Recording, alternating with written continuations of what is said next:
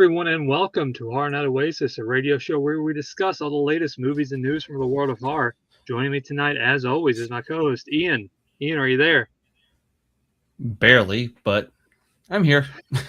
Yeah, from dealing with the rising heat temperature to coming home and getting things ready for tonight's episode, that is, that's a lot. But we are here to kick off, honestly, one of my favorite marathons, and it's always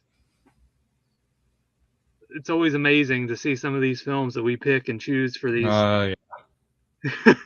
what comes our way.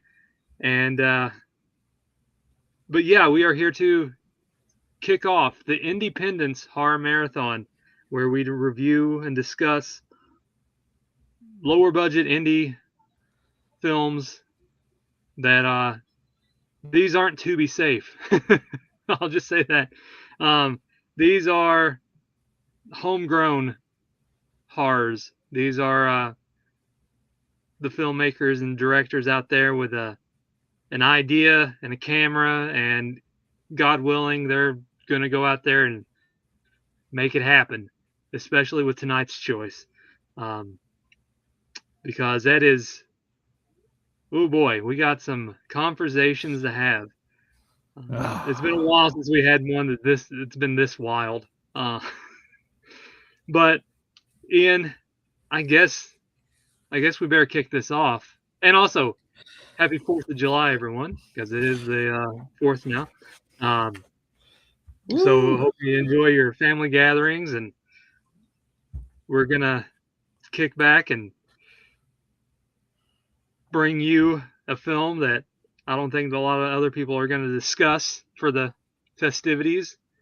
So we are going to review Pizza Guy 8, a film by Tate Hoffmaster, released in 2024. And this one, I mean, judging by the synopsis on the back, it really doesn't give you what you're expecting, what you're in for.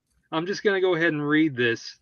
A nice pizza delivery guy who gets pushed around starts going on a killing spree until he realizes he is in a horror movie and tries to escape.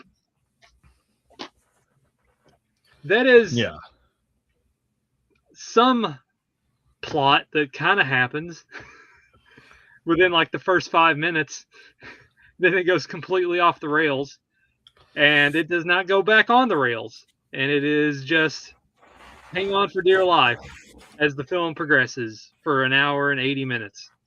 And so I'm going to do my best to give a rundown of this film. So we're introduced to Gork. Again, his name's longer. I'm just going to shorten it to Gork. And he is a pizza delivery guy. And he is he has ADHD. He has a lot of issues wrong with him. I'll just say that much. And he's clumsy. He's goofy. He's not the brightest bulb in the pack.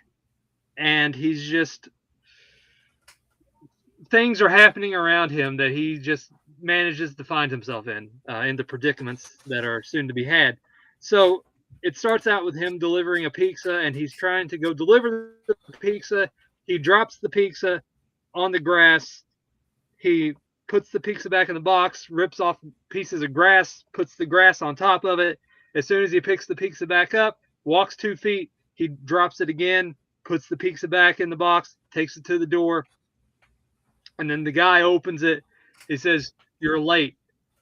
And it says, "I'm hung like a horse. I don't know what you're talking about."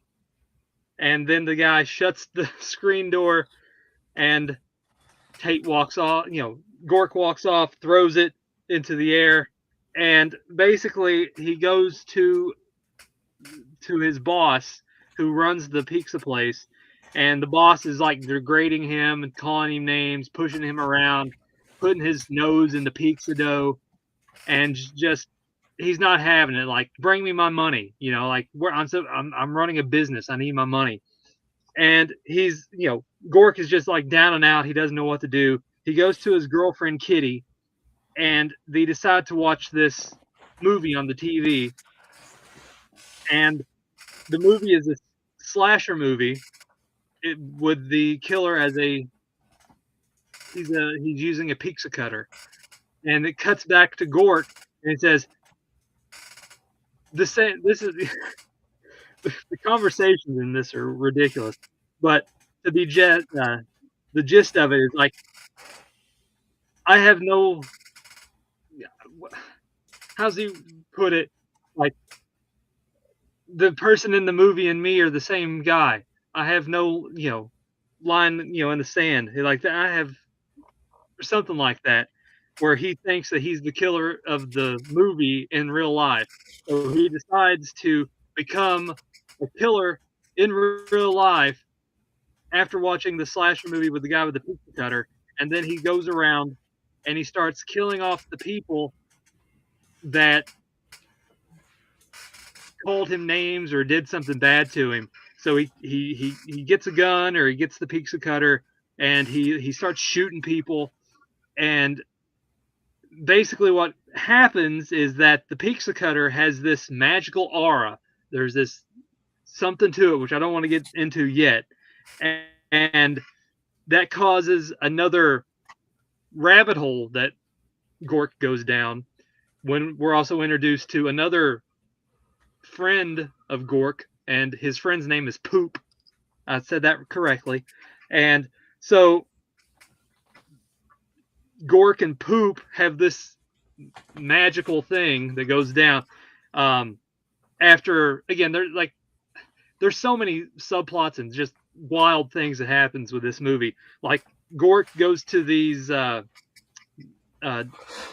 druggies, and as soon as he starts he walks into he makes another delivery, and they're all crackheads, right, or meth heads.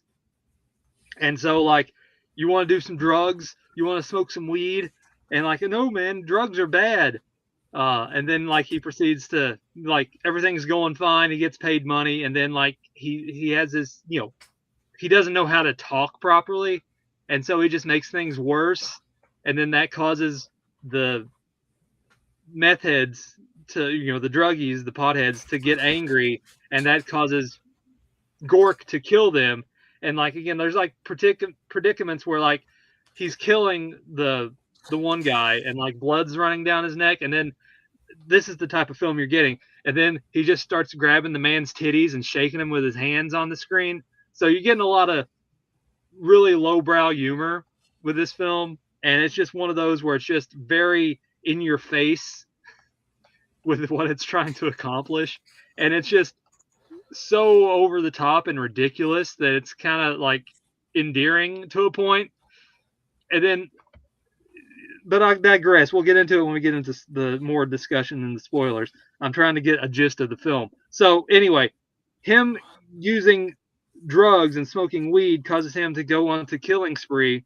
And then there's again, sort of the twist in the film, but it's not really a twist, where he soon figures out that the world that he's in now is actually a movie. And so he decides to go along and be in the movie where he's killing people. And then that's where the certain aspect with the pizza cutter comes into play. And then we're introduced to another character, Walter Quisby, as the film gets farther along in the film. And then there's the subplot with him. And then it's just, again, a lot of stuff in between here that I haven't discussed yet. I'm just trying to do the best that I can with the story. And so, again, I go back to Gork and Poop, where they're basically wanting to rewrite the movie that they're in to work out in their favor as the film progresses. And then, again, there's a lot of fourth wall breaking and meta humor and jokes. And it is a quirky and wacky ride for this film. And like I said earlier, it's hats off. You had an idea and a dream, and you just, again, I go back to one that me and you, Ian, watched together, and we finally reviewed not too long ago. It's Not Delivery, It's Demonic, where it's just that people coming together and just making a movie and having fun. And that one, again, it was around an hour. That one was. This one's a little bit longer, 80 minutes, and like you can just tell like they're having fun. They're wanting to do this ridiculous sort of quirky humor, but this one felt more like a early thousands like Adult Swim sketch, but constant. Yeah, Just it kept going. Instead of like that 15-minute increments like you get for an Adult Swim cartoon, this one was 80 minutes, and it just like, if you got it in, an episode here this week, an episode next week, you could swallow it more easily. Where this one is just like, no, you're gonna take the whole thing, and you're gonna enjoy it. And again, not to say again, I didn't. The film is what it is. I mean, it's just a oddball. It's an oddball film, and they're having fun making it, and it shows. And like they know what it is. Yeah, they know exactly what it is. It's a lowbrow, stupid movie, and just ridiculousness for 80 minutes. Like there's nothing. It's like a horror equivalent to Hot Rod. Like Cool Beans and stuff like that, where it's just like the film's just like it's trying to be this comedy, and it's just like, like the humor is really like hit or miss in Hot Rod. Like some people really gravitate towards it, others don't. It's just it has that vibe to it, but it's more trauma-esque a little bit, where it's not like gory trauma or like gross trauma. It's just goofy trauma. Where it's just like ridiculous things and just conversations that just like serve nothing but to get it's just dumb humor. It's dumb, stupid humor, and like just some of the one-liners and just quips in the film as well is just ridiculous. And we'll get into them a little bit later, Ian, because I know there's so many we have to discuss.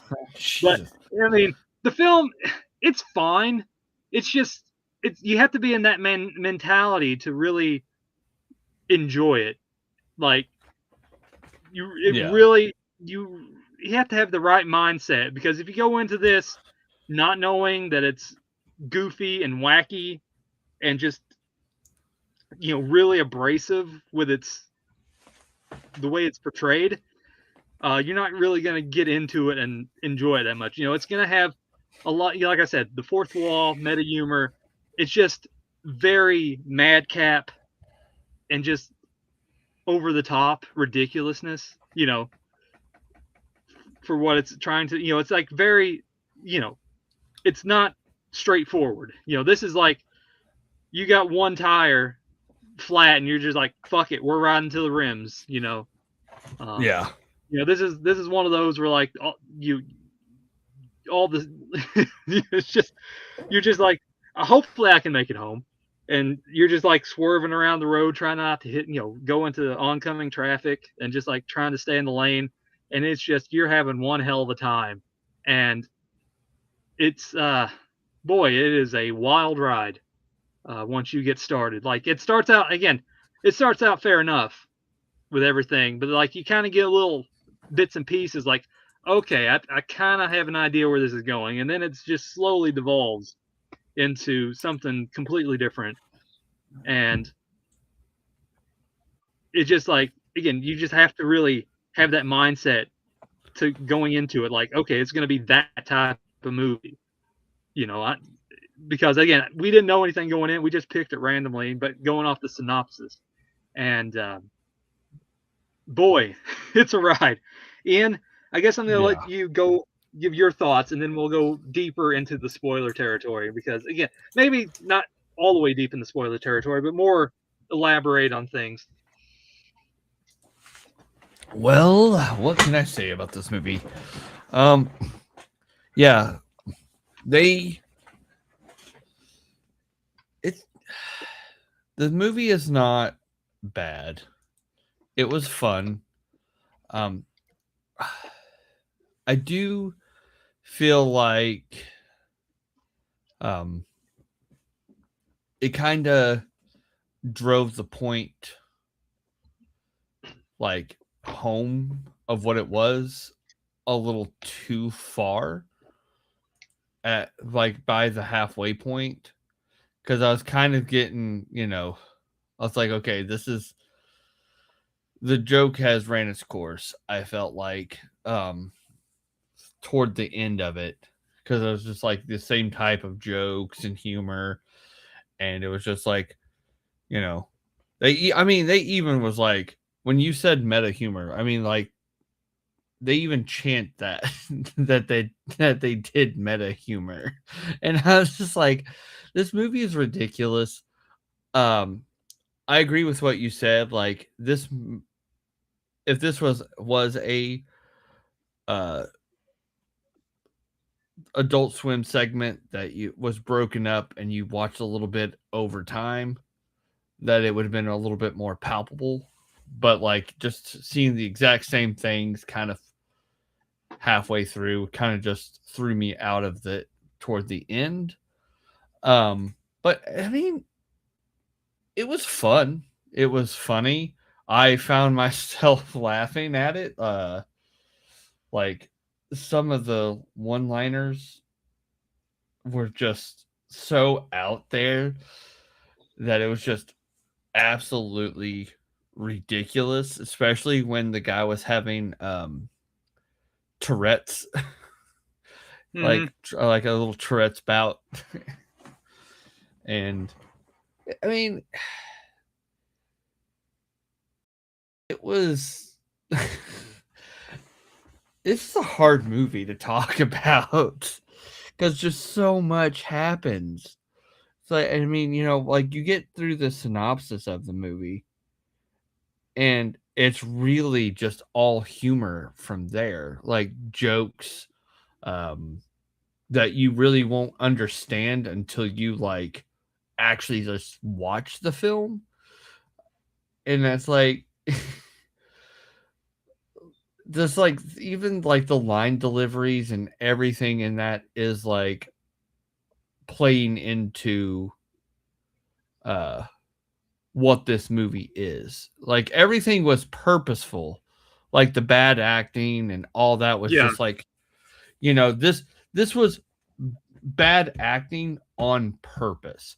And I liked that. I was like, I like when they don't take themselves seriously. They had fun. It was a fun movie. Yeah, very Um, Fisted-esque, where it's like it yeah, purposely done bad. and see, I think Fisted is a masterclass in how to change things up enough to keep the movie feeling like it's not the joke isn't Overbearing. going, Yeah. yeah, it's not going too far. And that's not saying that this is a bad thing. This, like you said, you have to be in a particular mindset to fully appreciate this film. And I've been up since 5 a.m. and I am, I'm pretty tired. And I was just like, I felt like if I was more awake, I probably would have uh, been in a better headspace to really watch a film like this. But I had an inkling that this was going to be like something like Fisted, because it's like Pizza Guy 8. Like I haven't even seen the first 7, but like, Which they make a yeah, gag of in the film. yeah, but just the whole idea of it, like him being in a movie and like, you know, doing drugs make him want to kill, and everybody's like, well, I do drugs and it doesn't make me want to kill. And it's like, but yeah, but that's what all those things tell me. It's like, and then, and I was just like, oh my god, this is just hilarious. But I mean, it was a nice little watch. This is a do not watch sober, or it going into this expecting uh something that will win an Emmy. I don't even think they have an award category for this. Not even a Razzie would do. But it was fun. Yeah, I mean, again, they had fun, and it's one of those. Again, I bring it up like if me and you were together watching this, we would probably get a kick out of it. Um, I mean, we still kind of did with Yeah. like some of the lines. I mean, like, it really goes off the rocker like with a lot of stuff. Like there's other characters that gets introduced. There's a cop, and then like they have like this whole subplot with a cop that goes nowhere. Honestly, he's just there because like um, then the whole Walter Quisby subplot played by Mr. Lobo, um, and like he's sort of like the Walt again. I guess we'll get into a little bit more specifics, but he's sort of like the head of the company, the studio, and like he's the disembodied head, um, disembodied, di- severed head. It's late, um, Yeah. and so he has this plot where he needs the pizza cutter because again it has magical powers, and he wants to again like everything's sort of like off the cuff, like oh apparently now I have this bomb. It's a plot device. We didn't bring it, but it's been a plot device all along, even though I didn't, mention it before. It's a real thing, and so like they're trying to stop him, and then that's where Gork and Poop are like rewriting the script as to help serve their purpose to get everything helpful for them, and then I also forgot to mention this is shot on video, so it's a very lo-fi, has that vibe to it as well, shot on video. So that's another thing I do give them props for because like there's not that many directors still going out there, making these, shot on video films. So it's always nice to see that as well. So there's just so many things like his mother is a rotisserie chicken, and like I got a water mom, and he walks over and he pours water on a rotisserie chicken. Um, and there's just like there's so many like lines and just like things that happen in the film, like the conversations between him and Poop and like Kitty, his girlfriend, and like when he starts having spasms and like Poop farts or just like let one's rip and like wow you really let that one rip and like that stops him from going into um his fit uh and so there's like so many moments in this film. It's just there's the where he goes on the murder spree when he kills the band because earlier I forgot to mention that like he goes to deliver a pizza at a band practice and like the again like pick on him and call him names and they're like I ordered a large pie. They're like I thought you said large Joe. Like you serve coffee and like it's a large pizza box with coffee like dripping out. So it's just like again, it's just like the very wacky humor and just like if you're not into that sort of just like again that late night Adult Swim humor, like check it out with Steve Brule or something. You're not gonna. It's not like it's sort of like that where it's just like Steve Brule is just like what's going on? What's this? Hey, check this out. It's very very reminiscent of that, but it's just like more again abrasive and in your face with this film. And again, the meta humor just is constant as it goes towards the closing of the film. Like after the 30-minute mark, then it's just like all fourth wall breaking. There's like the boom mics, and there's another part of like, damn, this didgeridoo keeps following me around. Just a random didgeridoo pops out and he starts trying to play it and it doesn't work. And then just like all the lines, like you got that mommy dick. And then of course the Alpha Sigma penis, which stops the cop and he starts kill John Lennon, and then that whole predicament. It's just so many lines. There's the what was it? I am Smell Man. I can smell my own stink. It's just like Yeah, I'll glue your pussy together. I'm gonna super And glue your pussy shut. yeah, and oh god, what was the other one? Oh Jesus Christ, there was so many that he said. Yeah, like I said, it's an assault on your senses. Honestly, trying to keep up with all the one-liners and just like scenes in general because it's just constant. Yeah, that's just what I was like. I was like, this is kind of hard movie to talk about because so much happened so fast. Yet, I mean, like toward the halfway mark was when I felt like it kind of slowed down. Because like toward the beginning, I was like, oh dang, we're almost halfway through, and then by the time we got to the end, I was like, man, we finally did it. Yeah, it's once they start the fourth wall breaking and just like it just kind of it did feel a little unreasonably long, where it's just like again the constant aspects of everything were like, oh, here's the director, it's the same director as it's the director is playing himself in the movie, and so he plays himself like multiple times. So he plays Gork, and then he plays the director, and then he plays the director but with a chip in his neck, and then he plays which is the other director of the actual movie that they're in. So there's just so many, just like again, breaking points of the film of like again where it gets to the point where like they do the whole meta joke where like, okay, am I Dylan or am I poop in this world or am I actually me? So they did that whole thing there, and like everyone comes in like doing the same thing, like, so am I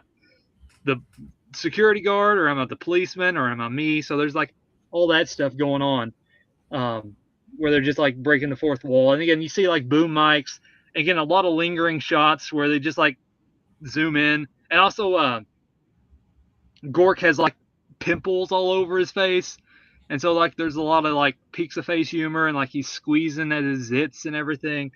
Um, there's just a lot to swallow with the film, and again, it's not bad. And like I said, you just have to be in the mood and the mindset to sit there for 80 minutes to revel in its badness.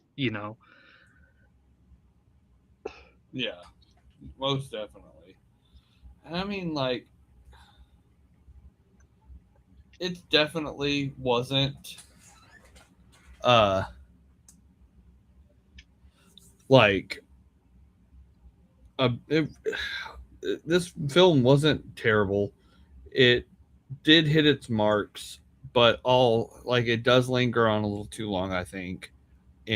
Toward the end, um, it kind of also felt like they just didn't really know what to do, so they were just like, "Let's just do whatever," and that wasn't bad. I thought it was, it was entertaining, but it was just like like you said, some of the shots were just, you know, redundant. I felt, like it got pretty redundant toward the end. Um, and then it tied off a little decently. But you don't go into movies like this expecting like anything good. This No, isn't like, yeah, this isn't like me putting it down. This is just like, this is what I felt. And, you know, but yeah, it's like not this is saying it in a bad way.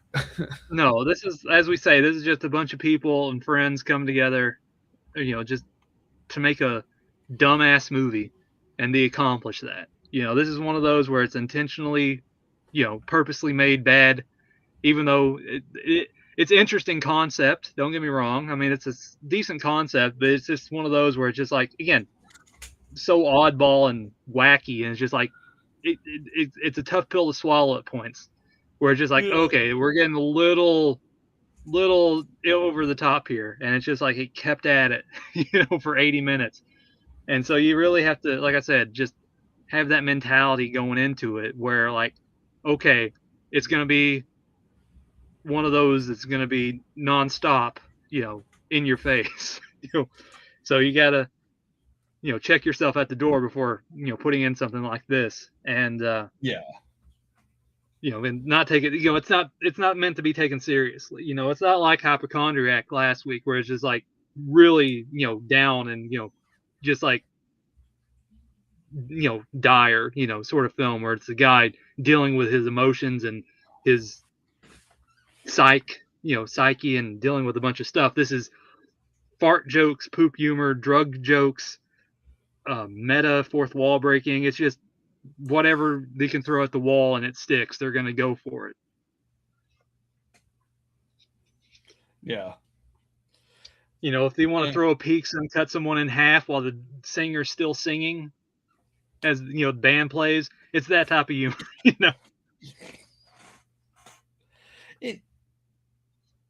It's ambitious,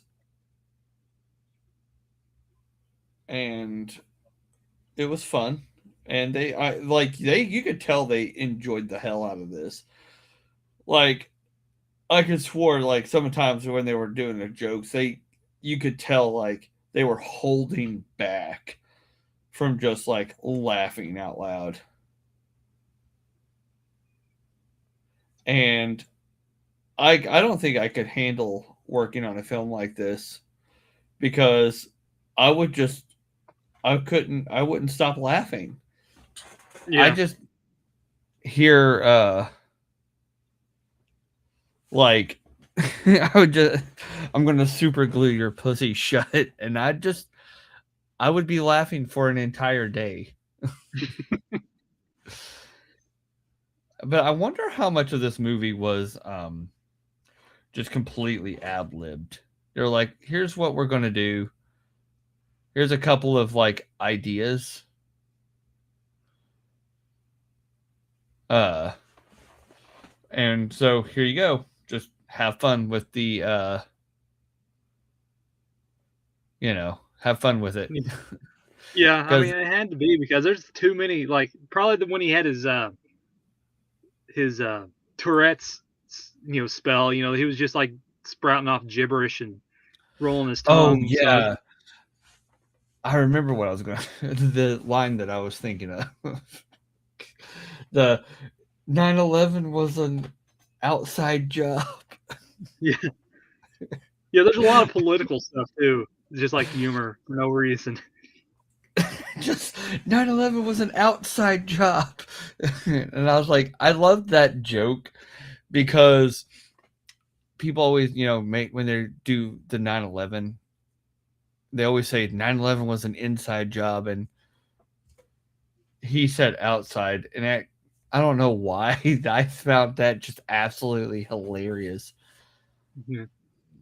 But what was the other, like Bill Clinton sucks dick, George Bush was a cross-dresser or something like that, and 9/11 was real or something like that.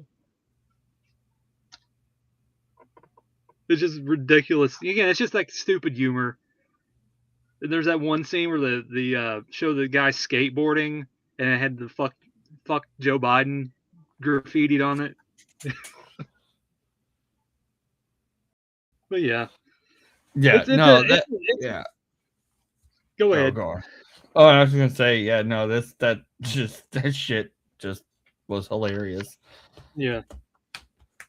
Yeah, it's a dumb. Yeah, like I said, it's not meant to be taken seriously. It's just stupid.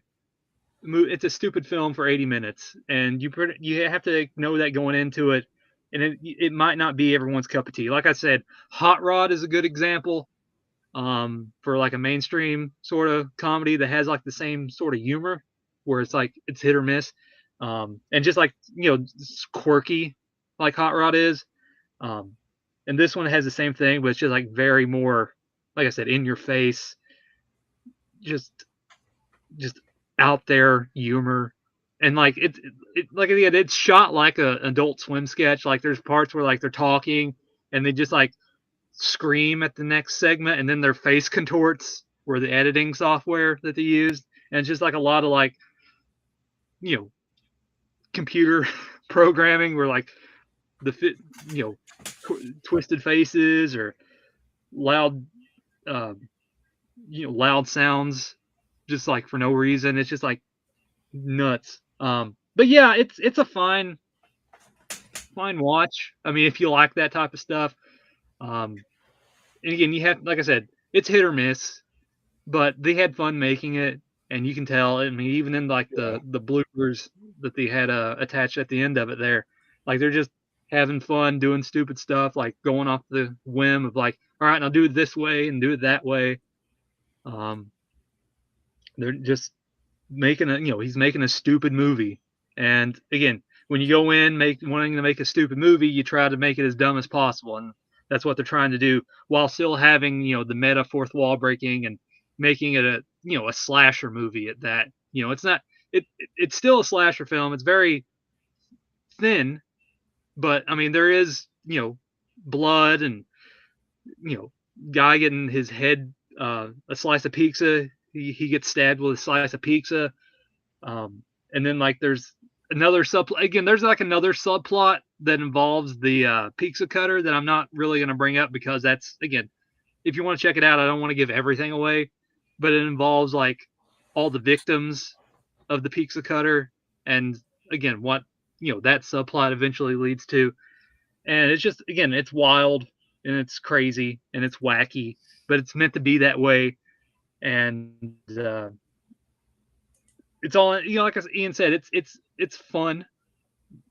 You just have to know what you're getting into, and not being up early and being out all day. And if you watch it with a group of friends, like if me and Ian rewatch this and we were more awake and hanging out together, like we would have fun with this. Put this and Fisted, and It's Not Delivery, it's Demonic back to back. We'd have a field day, but it's just one of those where you just like you have to know like it's purposely made bad and just like it's gonna be that way. But yeah. Ian, any final thoughts on Pizza Guy 8? I think we covered everything that needed to be covered or could be covered. Yeah. Well, I think that was a strong opening for our Independence Day Horror Marathon. We have, again, a lot more choices to be had as the month rolls on. And I'm looking forward to a couple other choices that we have. I've been holding off on a few and looking forward to checking those out finally. So, as always, Ian, happy 4th of July. Happy 4th of July to everyone else. Happy 4th of July to you all. And we appreciate you coming along, allowing us to talk for however long we talk and into your homes and talking about these weird, obscure horror films. And hopefully you'll enjoy the rest of the Independence Horror Marathon. So thank you, everyone, for listening, and we'll see you next time here on Horror Night Oasis. Good night, everyone.